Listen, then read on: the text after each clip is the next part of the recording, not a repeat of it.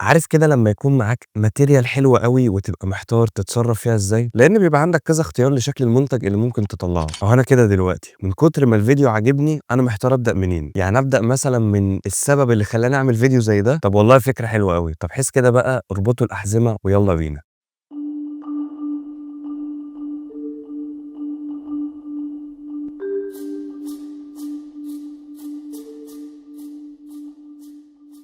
مساء الفل يا شباب، من فترة كده كنت باتفرج على فيلم اسمه درويش من بطولة عمرو يوسف، الفيلم باختصار بيحكي عن شخص نصاب في حقبة الأربعينات أيام ما كان الإنجليز محتلين مصر، ومن ضمن أحداث الفيلم إن كان في راجل أعمال مصري خاين بيشتغل عميل للإنجليز، وكانوا جايبينه قاعد في قصر أقل حاجة ممكن تقولها عنه إنه تحفة معمارية، ومن هنا بقى بدأت الأسئلة تروح وتيجي في دماغي، هو القصر ده أصلًا بتاع مين؟ واتبنى إمتى؟ وهنا نقدر نقول إن الفيديو بتاعنا ابتدى، وبدأت فعلًا أدوّر على القصر وكان الموضوع هيبقى أسهل بكتير لو ما كنتش بادوّر بعبارة القصر اللي ظهر في فيلم درويش، ما لقيتش حاجة طبعًا، وبالصدفة وبعد كذا محاولة وإصرار على إن أنا أعرف القصر ده حكايته إيه، عرفت معلومات عن القصر. معانا يا سادة قصر أبو حوا، والغريب في الموضوع إن اللي يشوف القصر ده يقول إن هو قصر من زمان أوي، مبني من زمن البشوات، خصوصًا إنه ظهر في فيلم بيتكلم عن حقبة الأربعينات، ولكن المفاجأة بقى إن القصر ده بقى له 20 سنة بس، لإنه بدأ يتبني سنة 2005 ويُقال إن هو اتشطّب وخلص خالص في 2010. القصر ده ملك لتاجر كبير اسمه الشيخ عبادة أبو حوا، وده أكبر مستورد موتوسيكلات صيني في مصر، ويُقال إن هو برضه اللي دخّل التوك توك مصر. خلّونا كده نتكلم عن عمارة القصر ونبدأ بالموقع اللي هو يعتبر أكتر حاجة بتميز القصر. تخيل كده يبقى أنت معاك قصر على جزيرة ملكك أنت، يعني القصر بيبُص على المَيّة من كل حتة. القصر موجود في منطقة الوراق محافظة الجيزة، وزي ما قُلت الجزيرة اللي مبني عليها القصر ملك لصاحب القصر، ومش بس كده ده كمان باني عليها مسجد وجمعية خيرية. طبعًا حاولت أجيب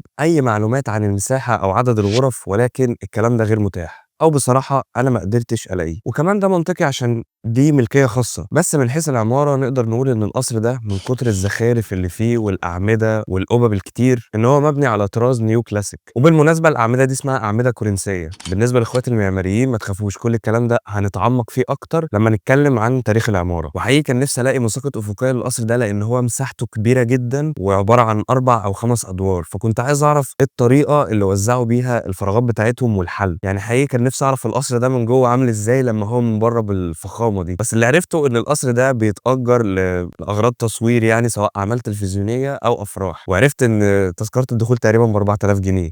ل18 فرد، ومنعًا لإطالة الفيديو هيكون ده القصر الوحيد اللي هنتكلم عنه بشكل شبه مفصل، ودلوقتي هنشارك أسماء بعض القصور اللي تعتبر في نفس عظمة قصر أبو حوا، ومعانا قصر الكاستيلو أو قصر مسعود، وده اللي ظهر في فيلم أولاد رزق الجزء التاني، موجود في طريق مصر إسكندرية الصحراوي ويُصنف من أجمل 3 قصور في العالم، معمول بالطراز الفلامنكي ويُشتهر بكثرة التماثيل، يعني الواجهة بتاعته أصلًا كلها تماثيل، هو أصلًا معروف بالتمثال الحصان اللي موجود على الواجهة، طبعًا حاليًا هو ليه نفس استخدامات قصر أبو حوا، لإن هو بيتأجر لتصوير أعمال تلفزيونية أو تصوير sessions بتاعة أفراح وكده، وفي قصور تانية ظهرت في أعمال تلفزيونية اللي هي بتكون جايبة رجل أعمال يعني ثراء فاحش لازم يجيبوه قاعد في قصر من القصور اللي إحنا بنقول عليها دي، زي قصر الصفوة وقصر أحمد بهجت وقصر عرابي اللي موجود في العبور. في ناس كتير ممكن تسأل هو أنت إزاي ما تقولش قصر زي قصر البارون أو قصر عائشة فهمي أو قصر عابدين؟ هاقول عشان ببساطة دي قصور تاريخية، لازم يكون الفيديو بيتكلم عن كل القصور التاريخية، ولكن أنا بدأت الفيديو بقصر هو بيستخدم أصلًا لأغراض تصوير، فعشان كده حبيت يكون كل الفيديو في نفس الموضوع، إن القصور دي بتستخدم في التصوير والsessions وكده، وممكن بالفعل بعدين أبقى أعمل فيديو عن القصور التاريخية، خصوصًا إن القصور دي ممكن الواحد يبقى يروحها، ممكن يبقى يصور فيديوهات من هناك، فأعتقد هيبقى أحسن. وبس كده، ما تنساش لو أنت مهتم بالمحتوى المعماري والمحتوى البصري بشكل عام، يا ريت تعمل اشتراك لو لسه ما اشتركتش، وتفعل زر الجرس عشان يوصلك كل الفيديوهات الجاية، وتعمل لايك وتشارك الفيديو مع أصحابك لو أنت حاسس إن الفيديو يستاهل.